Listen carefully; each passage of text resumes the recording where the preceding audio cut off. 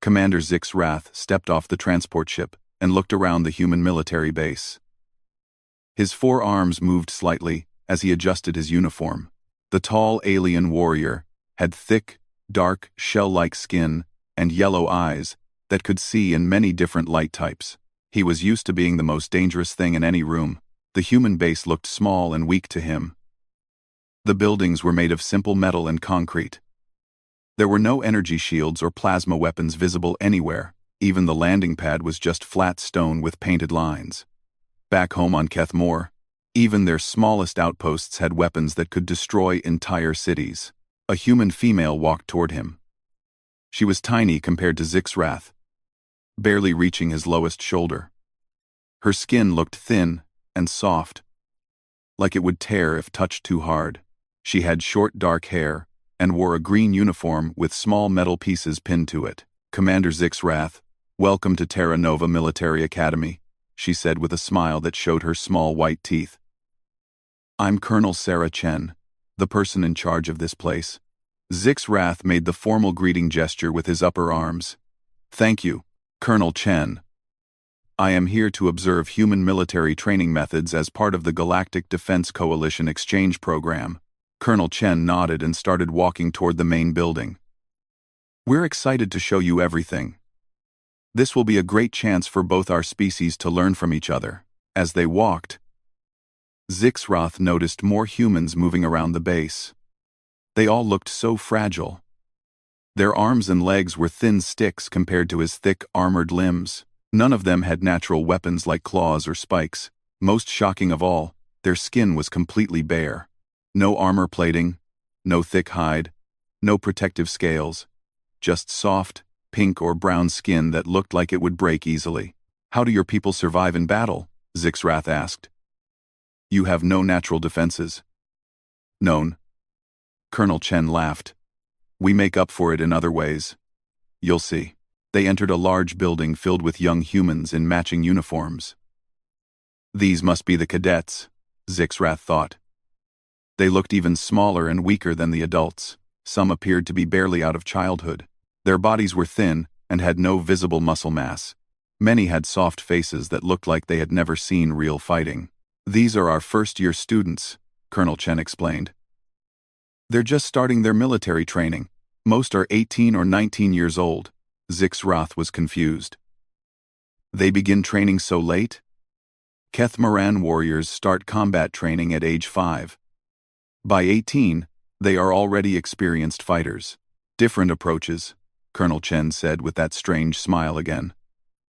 "Our cadets bring other skills to training." They walked through a cafeteria where young humans sat eating food from metal trays. Zix Wrath watched them carefully. They used small metal tools to eat instead of claws or strong jaws. Their food looked bland and processed. Not the raw meat and living prey that made warriors strong. Everything about them seemed designed for weakness. A group of cadets stood up when they saw Colonel Chen. "Good morning, ma'am," they said together in loud voices. "Good morning, cadets. This is Commander Zix Wrath from the Kethmoran Empire. He'll be observing our training for the next week." The young humans looked at Zix Wrath with curiosity instead of fear. This surprised him.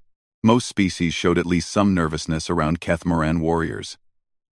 These humans just stared at him with bright, interested eyes. A few even smiled. One cadet, a female with yellow hair, raised her hand. "Sir, is it true that your people can lift 5 times their body weight?" "Yes," Zix Wrath replied. Basic Kethmoran physiology allows for significant strength advantages over most species. "Wow, that's amazing," the cadet said. "I can barely lift my own weight during pull-ups." Other cadets laughed at this. Zix Wrath didn't understand the humor. Being unable to lift one's own body weight was a serious physical weakness, not something to laugh about. Colonel Chen led him to an office with large windows that looked out over training fields. Human cadets were running in formation outside. Even from a distance, Zix Wrath could see they were moving slowly, compared to Kethmoran training speeds. "Tell me about your training methods," Zix Wrath said as they sat down. "What I've seen so far seems insufficient for creating warriors." Colonel Chen poured 2 cups of a dark liquid called coffee. We focus on different things than physical strength alone. Mental toughness, adaptability, teamwork, and problem-solving under pressure. But without physical capabilities, how can they fight effectively? You might be surprised, Colonel Chen said. Human soldiers have been quite successful in our recent conflicts. Zixrath had read reports about human military actions, but they were confusing. Humans had somehow defeated several aggressive alien species, despite being clearly outmatched physically. The reports claimed humans used unconventional tactics and unpredictable strategies. But Zixrath assumed this was just polite language for lucky accidents. I understand you've had some victories, Zixrath said carefully. But surely, against a properly trained military force, tomorrow you'll observe our physical training sessions, Colonel Chen interrupted. I think you'll find them interesting. That evening, Zixrath sat in his guest quarters reviewing what he had seen. The humans were even weaker than he had expected. Their base had minimal defenses, their weapons were simple projectile devices, and their soldiers looked like they would break in any real fight. He sent a message to his superiors on Kethmore. Initial observations confirm human military capabilities are limited. Physical weakness appears significant. No visible threats to Kethmoran interests. We'll continue observation as required, but expect little of value to learn from these soft beings. Outside his window, he could see human cadets still exercising in the dark. They carried heavy packs and ran in groups, making loud noises as they moved. Their training looked like child's play compared to Kethmoran warrior preparation. Zixrath settled down for the night, confident that the next few days would be a waste of time. These humans had somehow stumbled into space travel. But they were clearly not a warrior species. He almost felt sorry for them. In a galaxy full of dangerous predators and aggressive empires, these fragile beings seemed doomed to eventual conquest by stronger races. He had no idea how wrong he was. The next morning came early. Zixrath woke up to loud sounds outside his window. Human voices were shouting in rhythm. He looked out and saw dozens of cadets running in formation while a human instructor ran beside them, yelling commands. Colonel Chen met him at the dining hall. Ready to see our physical training? She asked. I am curious to observe, Zixrath replied. He ate his breakfast quickly, a mixture of processed foods that tasted bland but provided nutrition. They walked to the main training field where about 50 cadets were lined up in rows. A human sergeant stood in front of them. He was older than the cadets, with gray hair and scars on his arms. His voice was loud and harsh. Today we're doing endurance training, the sergeant shouted. 5-mile run, full combat gear, in under 40 minutes. Anyone who falls behind does it again. Zixrath watched as the cadets strapped on heavy packs and picked up their weapons. The packs looked like they weighed at least 30 pounds. For humans, this would be a significant burden. Is this not too much weight for them? Zixrath asked Colonel Chen. It's standard training load, she replied. They need to get used to carrying equipment in real situations. The run began. Zixrath followed in a vehicle while the cadets ran along a dirt path that went through hills and forests. The human instructor ran with them, not even breathing hard while shouting encouragement and insults. After just 10 minutes, Zixrath could see the cadets were struggling. Their faces were red and covered in sweat. Some were breathing so hard it looked painful. In Kethmoran training, soldiers would stop when they reached this level of distress to avoid injury, but the humans kept going. At the 15-minute mark, a female cadet stumbled and fell hard on the rocky path. Zixrath saw blood on her knees and hands where she had scraped them. Any reasonable training protocol would require medical attention and rest. Instead, the cadet got up immediately and kept running. Blood ran down her legs, but she didn't even slow down. Should she not receive medical treatment? Zixrath asked. Minor scrapes, Colonel Chen said casually. She'll clean them up after the run. Mine. Zixrath stared in confusion. The cadet was clearly injured, but she acted like nothing had happened. Even more strange, the other cadets didn't seem concerned about her bleeding. They just kept running. By the 20-minute mark, several cadets looked like they were about to collapse. Their breathing was ragged and desperate. Some were stumbling with exhaustion. Zixrath could see their leg muscles shaking with fatigue. Then, something happened that made no sense to him. Instead of slowing down or stopping, the cadets started encouraging each other. "Come on, Martinez. You can do this. Keep going, Thompson. Almost halfway. Pain is just weakness leaving the body." The injured cadet who had fallen was now running next to a male cadet who looked ready to quit. She was talking to him, pushing him to keep going, even though she was still bleeding and obviously in pain herself. "This is not logical," Zixrath muttered. "They are damaging themselves." At 30 minutes, 3 cadets collapsed from exhaustion. Zixrath expected the training to stop for medical evaluation. Instead, the sergeant ran over to them. "Get up," he yelled. "You think the enemy will wait for you to catch your breath?" 2 of the cadets struggled to their feet and kept going, even though they could barely stand. The 3rd cadet vomited from exhaustion, then wiped his mouth and continued running. Zixrath had seen enough. "This training is dangerous.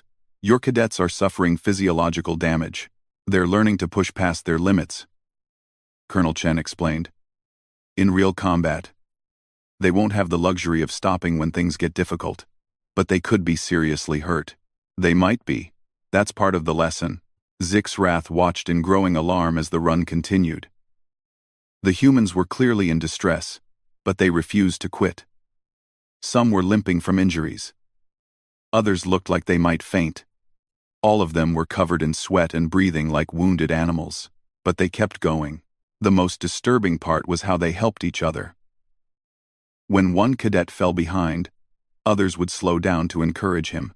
When someone got hurt, their teammates would support them while continuing to move forward. They treated pain and injury as obstacles to overcome together, not reasons to stop. When they finally finished the run, most of the cadets immediately collapsed on the ground. Several were shaking from exhaustion.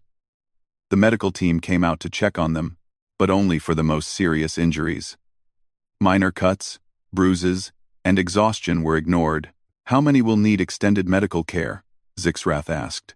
"None, probably," Colonel Chen said. "They'll rest for a few minutes, get some water, and then we'll move to strength training." "More training? Today?" "The day's just getting started." Zixrath followed the group to an area filled with metal bars and weights. The cadets, still exhausted from the run, began doing exercises that required them to lift their own body weight repeatedly. Many of them failed on the first attempt. Their arms shook and gave out. Instead of stopping, they tried again immediately. And again. And again, a male cadet was trying to pull himself up on a metal bar. He failed 5 times in a row, his muscles too tired from the run. His arms were shaking, and he was clearly in pain. Any sensible training would allow him to rest. Instead, he kept trying. On the 6th attempt, he managed 1 pull-up before falling. He immediately tried for a second one. "Why do they continue when they clearly cannot succeed?" Zixrath asked. "Because that's when real improvement happens," Colonel Chen replied. "When you push past what you think is possible." The training continued for hours. Every exercise pushed the cadets beyond their apparent limits. When they failed, they tried again. When they got hurt, they treated their injuries and kept going. When they reached the point of exhaustion, they found ways to continue. The most shocking moment came during combat practice. 2 cadets were sparring with padded weapons. One boy caught the girl in the face with his practice sword, giving her a black eye. Instead of stopping the match, she smiled and hit him back harder. "Good shot," she said, then immediately attacked again with increased aggression. That evening, Zixrath requested a meeting with the medical staff. Surely the human medical officers would be concerned about these dangerous training methods. Dr. Williams, the chief medical officer, met him in the clinic. She was a small woman with kind eyes and gentle hands. Zixrath felt relieved to finally talk to a sensible human. "I am concerned about your training methods," Zixrath said. "The cadets are being injured unnecessarily." Dr. Williams nodded. "We see a lot of training injuries. Cuts, bruises, sprains, minor fractures. It's all normal." "Normal? Your students are suffering broken bones and you consider this acceptable? They're learning to function with injuries, she explained calmly. In real combat situations, soldiers often have to keep fighting even when they're hurt. She showed him the medical records from the day's training. The list was horrifying. Multiple lacerations, muscle strains, a dislocated shoulder, 2 concussions, and several cases of severe exhaustion. These would be considered serious injuries requiring extended recovery time in Kethmoran medical practice, Zixrath said. Here, they're just part of getting stronger, Dr. Williams replied with a smile. That night, Zixrath sat in his quarters trying to make sense of what he had witnessed. Human cadets routinely pushed themselves to the point of physical breakdown. Then continued training. They treated pain and injury as minor obstacles rather than serious problems.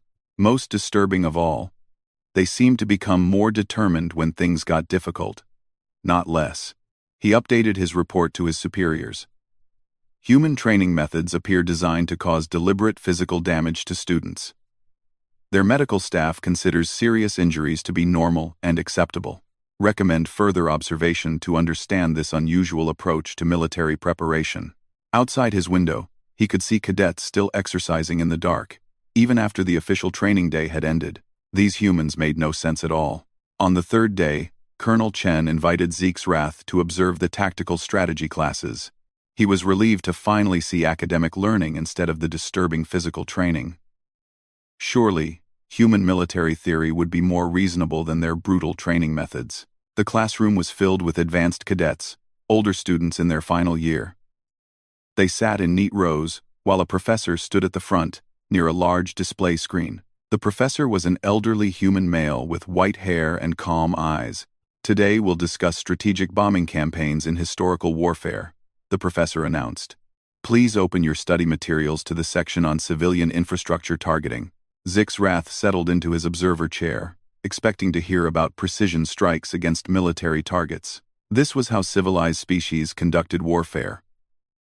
Clean, efficient, focused on defeating enemy forces while minimizing broader damage. What he heard instead made his stomach turn. The key principle of strategic bombing, the professor explained, is to destroy the enemy's ability to support their military through civilian infrastructure. This includes power plants, factories, transportation networks, and communication systems. A cadet raised her hand. Professor, what about civilian casualties from these attacks? Civilian casualties are regrettable but often unavoidable, the professor replied matter-of-factly. The goal is to break the enemy's will to fight by making the cost of continued warfare unbearable for their entire population. Zixrath's translator struggled with some of the terms. Excuse me, he interrupted. When you say break their will to fight, you mean psychological warfare against non-combatants? And, exactly, the professor nodded. Modern warfare recognizes that military forces depend on civilian support. By targeting that support system, you can achieve victory without necessarily defeating the enemy army directly. The alien commander felt confused and disturbed. In Kethmoran military doctrine, warfare was conducted between soldiers. Civilians were protected by ancient honor codes. Attacking non-combatants was considered cowardly and dishonorable. But this would cause suffering among innocents, Zixrath said. War always causes suffering, a cadet replied. The question is how to minimize it by ending conflicts quickly. The professor nodded approvingly. That leads us to our next topic. Total War Doctrine. He activated the display screen, showing historical images that made Zixrath recoil in shock. Total war means using all available resources and targeting all aspects of enemy society, the professor continued. Military forces, industrial capacity, economic systems, and civilian morale all become legitimate targets. The images showed destroyed cities, burning factories, and displaced populations. These were not military installations but entire communities reduced to rubble. This is from our Second World War, the professor explained. Both sides eventually adopted total war strategies. The results were devastating but decisive. A male cadet raised his hand. Sir, What about the atomic bombings? Were those examples of total war? Excellent question, Johnson. Yes. The nuclear attacks on Hiroshima and Nagasaki represented the ultimate expression of total war theory, using weapons of mass destruction against entire cities to force immediate surrender. Zixrath's translator finally gave up trying to process some of these concepts. Weapons that destroyed entire cities? Deliberate targeting of civilians? Mass destruction as a tool of policy? None of this translated into Keth Moran military thinking. I do not understand, Zixrath said. You speak of destroying cities full of innocent beings. This is not warfare. This is... He couldn't find words. His species had words for combat between warriors, for territorial disputes, for resource conflicts. They had no words for deliberately murdering entire populations. It's war, the professor said simply. War without limits or restraints. When survival is at stake, all other considerations become secondary. The class continued with discussions of other human military concepts that horrified Zixrath. Scorched earth tactics where armies destroyed their own territory to deny it to enemies. Human wave, attacks where soldiers charged into certain death to overwhelm enemy positions. Mutually assured destruction, a strategy based on threatening to destroy all life on the planet if attacked. A female cadet presented a research project on something called guerrilla warfare. She described how small groups of fighters could defeat much larger armies through ambush tactics, sabotage, and blending in with civilian populations. The key is making the occupation so costly and painful that the enemy eventually gives up, she explained. You turn their superior strength against them by making every victory temporary and every safe position dangerous. But this puts civilians at risk, Zixrath protested. Sometimes civilians choose to become part of the resistance, the cadet replied. Sometimes, they're caught in the middle. Sometimes they support the enemy and become legitimate targets themselves. The casual way these young humans discussed mass destruction and civilian casualties chilled Zixrath to his core. They weren't talking about these tactics with horror or regret. They discussed them like tools in a toolbox, methods to be studied and potentially used. During the break, Zixrath approached the professor privately. These strategies you teach, surely they are historical examples of what not to do. The professor looked surprised. Not at all. These are proven methods for achieving victory when conventional warfare fails. We study them because they work, but the moral implications. Commander, may I ask how your species typically conducts warfare? Zixrath explained Keth Moran military traditions. Honorable combat between trained warriors. Clear rules about protecting non-combatants. Limited objectives focused on specific territorial or resource disputes. Surrender accepted when enemy forces were defeated. The professor listened politely, then shook his head. That's not warfare, Commander. That's sport with lethal weapons. I do not understand the distinction. In sport, both sides agree to the rules beforehand. In real war, survival is the only rule. Everything else is luxury you can't afford when extinction is the alternative. The afternoon session focused on historical case studies. The professor displayed information about human conflicts throughout their history. Zixrath watched in growing horror as battle after battle was described. Wars that lasted decades with millions of casualties. Entire civilizations destroyed. Soldiers fighting to the last man, rather than surrendering. Civilians choosing death over occupation. The siege of Leningrad, the professor said, showing images of a human city under attack. 872 days of constant bombardment and starvation. Over 1 million civilian deaths. But the city never surrendered. Why did they not accept defeat to save lives? Zixrath asked. Because defeat meant slavery or extinction, a cadet answered. Sometimes, death is better than surrender. The professor showed more examples. A place called Stalingrad, where humans fought building by building, room by room, until the city was completely destroyed but still not captured. A fortress called the Alamo, where a tiny force chose to die rather than retreat. A mountain pass called Thermopylae, where warriors deliberately sacrificed themselves to delay a larger army. You see a pattern here. the professor said. Humans don't just fight to win. We fight to make winning so expensive that our enemies regret starting the fight. That evening, Zixrath requested access to human historical records. What he found kept him awake all night. Hundreds of wars spanning thousands of years. Weapons that became more destructive over time. Tactics that became more ruthless with each conflict. Most disturbing was a pattern he began to notice. Humans didn't just fight other species. They fought each other constantly. And when they fought each other, they developed methods of warfare that were beyond anything he had imagined. Chemical weapons designed to cause maximum suffering. Biological weapons that spread disease. Psychological warfare that destroyed minds. Economic warfare that starved entire populations. The records showed that humans had invented ways to wage war on every level of existence. Physical, mental, economic, cultural, and spiritual. They had weaponized everything from weather to information to basic human needs like food and shelter. He found military manuals that casually discussed acceptable casualty rates and cost-benefit analysis of civilian targets. Documents that treated mass death as a mathematical problem to be optimized. But the most chilling discovery was in the historical records of human peace treaties.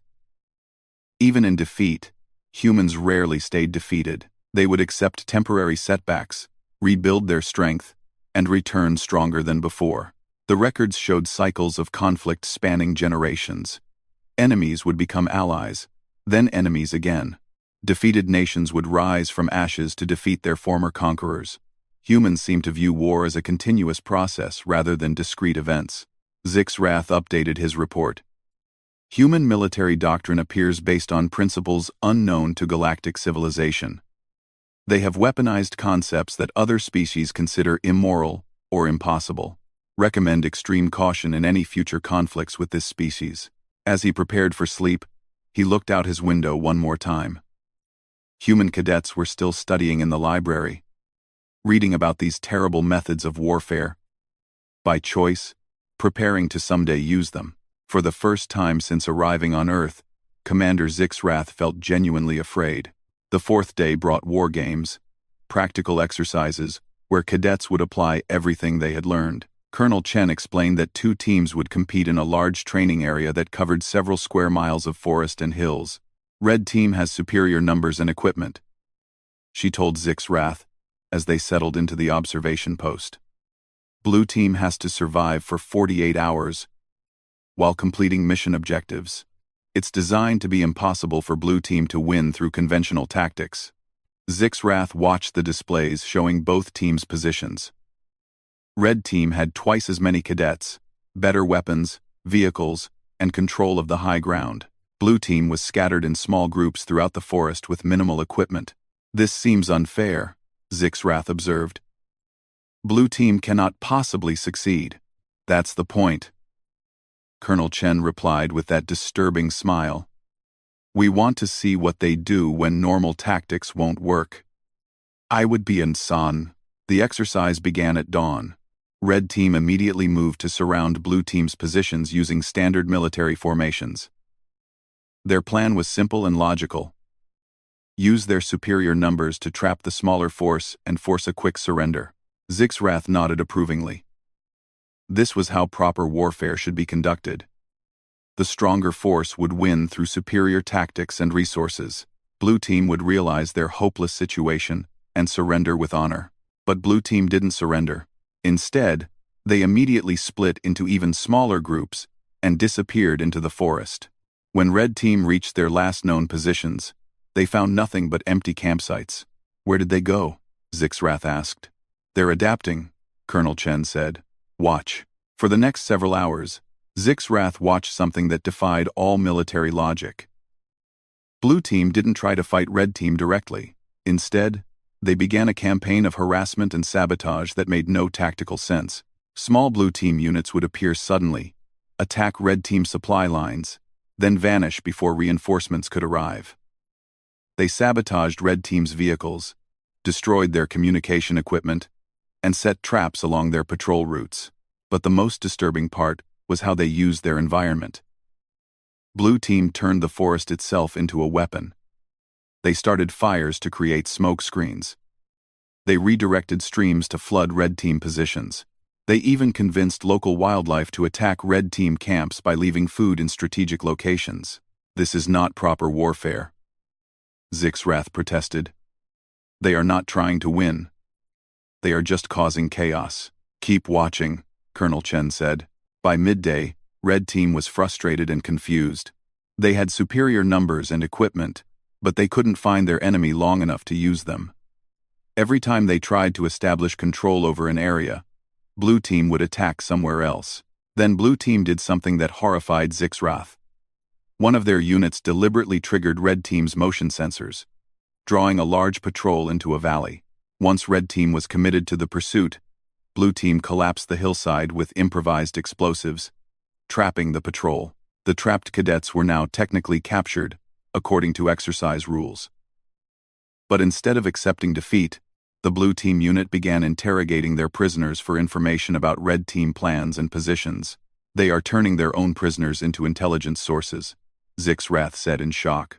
Psychological warfare, Colonel Chen explained. They're using Red Team's own people against them. But it got worse.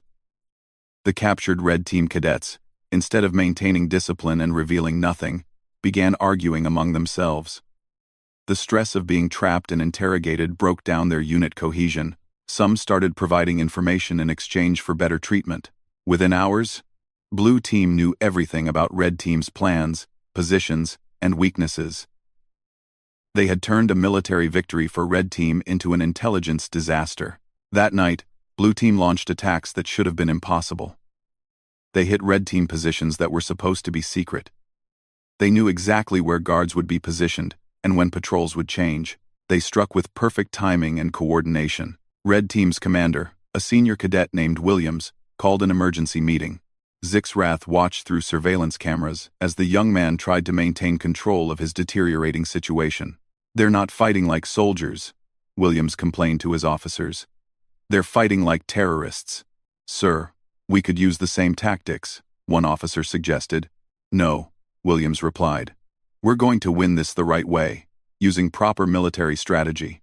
Zixrath admired Williams' honor and discipline. This was how a proper military officer should think.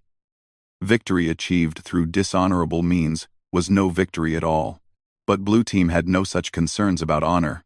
On the second day, they escalated their unconventional tactics. Small units began targeting Red Team's food and water supplies. They contaminated water sources with harmless but foul-tasting chemicals. They destroyed food stores and supply depots. When Red Team tried to resupply by vehicle, Blue Team had mined the roads with sensors that disabled engines without injuring occupants. When Red Team tried to call for helicopter resupply, Blue Team jammed their communications. By noon, Red Team was hungry, thirsty, and losing morale.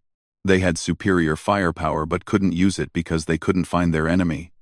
They had better equipment, but it was being systematically destroyed or sabotaged. Then Blue Team did something that made Zixrath question everything he thought he knew about human nature. A Blue Team unit was cornered by a much larger Red Team force. Surrounded and outnumbered 5-1, they had no hope of escape or victory. Any reasonable military force would surrender at this point. Instead, the Blue Team unit set fire to their own position. What are they doing? Zixrath demanded. They are destroying themselves. They're denying Red Team the victory, Colonel Chen explained calmly. If Red Team can't capture them or their equipment, then Red Team gains nothing from the engagement. The Blue Team cadets fought through flames and smoke, using the chaos they had created to confuse their attackers. Several managed to escape in the confusion. Those who were captured had already destroyed all their equipment and intelligence materials. Red Team had won the battle but gained nothing from it. Worse, they had wasted time and resources on an engagement that benefited them in no way. But the most shocking moment came when Zixrath realized the captured Blue Team cadets were still fighting even as prisoners. During their interrogation, they fed false information to Red Team while carefully observing their captors' reactions to learn about Red Team tactics and morale. One captured Blue Team cadet, a small female named Rodriguez, actually convinced 2 Red Team guards to switch sides by explaining how hopeless their situation had become. "You're going to lose this exercise," she told them matter-of-factly. "Your commanders are making tactical errors. Your supply lines are compromised, and morale is collapsing. You could end up on the winning side if you help us instead." Within hours, those Red Team cadets were providing intelligence to Blue Team and sabotaging their own unit from within. "She turned enemy soldiers into double agents while being held prisoner," Zixrath said in disbelief. "Rodriguez is one of our most promising cadets," Colonel Chen said proudly. "She'll make an excellent officer someday." By the end of the second day, Red Team had completely lost control of the exercise. Despite having every advantage at the start, they were now scattered, demoralized, and fighting an enemy that seemed to be everywhere and nowhere at once. Blue Team had achieved something impossible. They had convinced Red Team that surrender was their best option, even though Blue Team was still outnumbered and outgunned. The exercise ended with Red Team's commander formally surrendering to an enemy he had never even seen in direct combat. That evening, both teams gathered for a debriefing session. Zixrath expected the instructors to criticize Blue Team for their unconventional and arguably dishonorable tactics. Instead, they praised them. "Excellent use of asymmetric warfare principles," the chief instructor said. "You turned your weakness into strength and your enemy's strength into weakness." "But they violated standard rules of engagement," Williams protested. "There are no rules in real war," the instructor replied. "Only survivors and casualties." Rodriguez, the small female who had turned enemy soldiers while being held prisoner, raised her hand. "Sir, what if we had faced an enemy that used the same tactics against us?" "Then you would need to develop counter-tactics," the instructor answered. "That's why we train this way. Our enemies won't fight fair. So neither can we." Zixrath felt a chill run through his body as he realized the full implications of what he had witnessed. These weren't just military exercises. They were lessons in how to fight without limits, without honor, without any constraints except survival. The humans weren't teaching their cadets to be soldiers. They were teaching them to be something else entirely. Something that could win against any enemy by becoming more ruthless than whatever they faced. That night, Zixrath stared at his report for hours before finally typing. "Human military training appears designed to remove all ethical constraints on warfare. Their cadets are taught to view conflict as a problem to be solved, rather than a contest to be won honorably. Recommend immediate strategic review of human capabilities." Outside, he could see the winning Blue Team cadets celebrating their victory. They looked like children having fun, but Zixrath now knew they were learning to be monsters. On his final day at the academy, Colonel Chen invited Zixrath to her private office for what she called a complete briefing on human military capabilities. The office was larger than he expected, with walls covered in historical images and maps from human conflicts throughout their history. "I think it's time you understood what you've really been observing this week," Colonel Chen said as she gestured for him to sit down. "Would you like to review our complete military history database?" Zixrath nodded, though he felt an odd sense of dread. Something in Colonel Chen's tone suggested this would not be a routine academic review. She activated a large display screen that filled one wall of the office. "Let's start with some basic facts about human warfare," she said. "In our recorded history of approximately 10,000 years, humans have been at peace for less than 300 years total." The screen showed a timeline with red marks indicating conflicts. There were so many red marks that the timeline looked almost solid red from a distance. "We have been fighting constantly for our entire existence as a species," Colonel Chen continued. "Not just against other species, primarily against each other. Everything you've seen this week, our training methods, our tactics, our strategic thinking, was developed through thousands of years of humans fighting humans." Zixrath felt his stomach turn. "You mean your military doctrine is designed for warfare against your own kind?" "Exactly. We assume any enemy we face will be as clever, as ruthless, and as adaptable as we are. Because for most of our history, they were." 7. The screen changed to show casualty numbers from major human conflicts. The numbers were staggering. Individual battles with hundreds of thousands of dead. Wars with millions of casualties. The Second World War alone had killed over 70 million humans. "These numbers cannot be correct," Zixrath said. "They're conservative estimates," Colonel Chen replied calmly. "And remember, these were humans fighting humans with roughly equal technology and capabilities. Both sides knew exactly how dangerous their enemies were because they were the same species." She pulled up detailed records from something called World War I. Zixrath read descriptions of weapons designed specifically to cause maximum suffering rather than quick death: poison gas that dissolved lung tissue, artillery bombardments that continued for weeks without pause, battles where 1 million soldiers attacked prepared positions knowing that hundreds of thousands would die for a few miles of territory. This battle here, Colonel Chen pointed to information about a place called the Somme, lasted 4 months.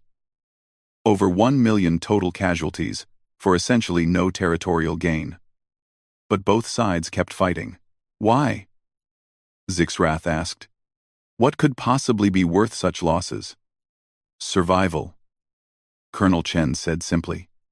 When your existence as a people is at stake, every other consideration becomes secondary. Cost doesn't matter. Casualties don't matter. Honor doesn't matter. Only winning matters. The screen showed images from human cities during wartime. Civilians, including children and elderly, working in factories to build weapons. Entire populations mobilized for war production. Resources that should have been used for food and shelter instead converted to instruments of death. Total war, Colonel Chen explained. Every human, every resource, every capability, focused on destroying the enemy. We learned to turn our entire civilization into a weapon. Zixrath was beginning to understand something horrifying. When you told me that everything I observed was basic training, you meant that literally. Yes, everything you've seen, the physical conditioning, the psychological pressure, the tactical training, the war games, that's just preparation for fighting other humans. We developed all of this because we had to be ready to face enemies who thought exactly like us. Colonel Chen pulled up records of human military innovations throughout history. Zixrath watched in growing horror as humans invented increasingly destructive weapons and tactics. Bronze weapons replaced stone. Iron replaced bronze. Gunpowder revolutionized warfare. Chemical weapons were developed and used. Nuclear weapons were created and deployed. But notice the pattern, Colonel Chen said. Every time we developed a new way to kill, we also developed defenses against it. Every time we created a new strategy, we also created counter-strategies. We've been in an arms race with ourselves for millennia. This explains your asymmetric warfare doctrine. Zixrath realized. You expect enemies to adapt to your tactics because you would adapt to theirs. Zix. Exactly. If we can think of a strategy, we assume our enemies can too. So we have to be prepared for every possible approach to warfare, including methods we would use against ourselves. The screen showed more recent human conflicts, where small groups with minimal equipment had defeated much larger, better-equipped armies. Guerrilla wars in places called Vietnam and Afghanistan, where technologically superior forces had been forced to withdraw after years of fighting. Humans have proven that technological superiority alone cannot guarantee victory, Colonel Chen explained. A determined human population can make occupation so costly and painful that even overwhelming force becomes useless. Zixrath thought about the war games he had observed. The Blue Team cadets. They were demonstrating this principle. They were learning it. The lesson is simple. When you can't win through strength, you win by making your enemy's strength irrelevant. You change the nature of the conflict until their advantages become disadvantages. Colonel Chen then showed him something that made everything else seem insignificant by comparison. Now, let me show you something that really explains human military thinking. The screen displayed information about human nuclear weapons. Thousands of devices, each capable of destroying entire cities. Enough destructive power to end all life on Earth, multiple times over. Mutually assured destruction, Colonel Chen said. Our ultimate strategic doctrine. If anyone attacks us with nuclear weapons, we will respond with enough nuclear force to destroy their entire civilization, even if it means destroying ourselves in the process.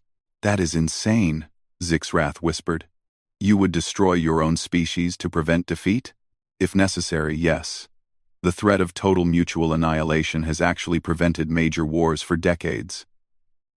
When everyone knows that conflict means everyone dies, rational actors choose not to fight. But what if your enemies are not rational? Colonel Chen smiled that terrifying smile again.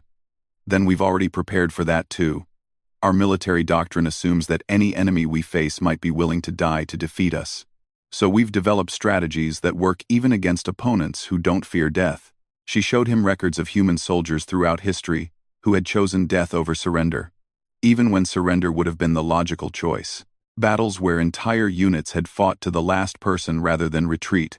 Missions where soldiers had volunteered for assignments that were guaranteed to be fatal. We've learned to fight enemies who are willing to die for their cause, Colonel Chen explained. Because we are willing to die for ours. Zix's wrath finally understood the true horror of what he had discovered. Every human military capability is designed around the assumption that you will face enemies as dangerous as yourselves. Yes. And since we know exactly how dangerous humans can be, our military planning tends toward the extreme. Colonel Chen pulled up one final document. A strategic analysis of potential alien threats that had been prepared before first contact with other species. When we first detected signs of alien civilization, she said, our military planners made certain assumptions. We assumed alien species would be at least as intelligent as humans. We assumed they would be at least as adaptable as humans. We assumed they would be at least as ruthless as humans. The document outlined human preparations for potential alien invasion, strategies for guerrilla warfare against technologically superior enemies, plans for turning entire planets into weapons, protocols for using human civilian populations as intelligence networks and resistance fighters. So all of our preparations for potential conflict with alien species are based on fighting enemies who are as clever and vicious as we are, Colonel Chen concluded. We may actually be over-prepared for most alien adversaries. Zix's wrath sat in stunned silence as the full implications sank in. Humans hadn't developed their military capabilities to fight other species. They had developed them to fight themselves. Their training, tactics, and strategic thinking were all designed around conflicts between equally matched human opponents. Commander, Colonel Chen said gently, I need you to understand something important. Everything you've observed this week, the physical conditioning, the psychological training, the tactical education, this is all normal for us. This is how we prepare our children for adulthood in human society. Your children learn these things? Every human learns basic survival skills that would be considered advanced military training by other species. We have to. Our own history has taught us that conflict is inevitable, and victory requires preparation. Colonel Chen stood up and walked to the window, overlooking the training fields. We don't wage war to achieve victory, Commander. We wage war to become the thing that victory fears. That evening, Zix's wrath sat in his quarters, writing his final report. His hands shook as he typed the words that would change how the galaxy viewed humanity forever. Recommend immediate non-aggression pacts with human species. Human military capabilities are not designed for conquest or defense against alien threats. They are designed for warfare against opponents with equivalent human intelligence, adaptability, and ruthlessness. Human training produces soldiers who are psychologically conditioned to continue fighting, regardless of casualties, equipment losses, or tactical disadvantages. They view warfare as a problem to be solved, rather than a contest to be won, which makes them unpredictable and extremely dangerous. Most critically, humans assume any enemy they face will be as capable as they are. Their military doctrine is therefore designed to defeat opponents as intelligent and ruthless as humans themselves. Other galactic species may be significantly overmatched against human military capabilities. He paused, then added a final note. Personal recommendation. Avoid all military confrontation with humans. They do not fight wars to win territory or resources. They fight wars to prove that they are more willing to pay the cost of victory than their enemies are. Against opponents with that level of commitment, traditional military advantages become irrelevant. The next morning, as Zix's wrath prepared to leave Earth, Colonel Chen walked him to the transport ship. I hope your visit was educational, Commander. It was. Enlightening. Zixrath replied carefully. Good. If you learned anything this week, I hope it's that humans prefer to be friends rather than enemies. We're much nicer when we're not trying to kill you. As his ship lifted off from Earth, Zixrath looked down at the small blue planet that had completely changed his understanding of warfare. Somewhere down there, human children were learning to be soldiers, human soldiers were learning to be weapons, and human weapons were learning to think. He sent one final message to his superiors. The humans are not the soft ones. We are. The galaxy would never be the same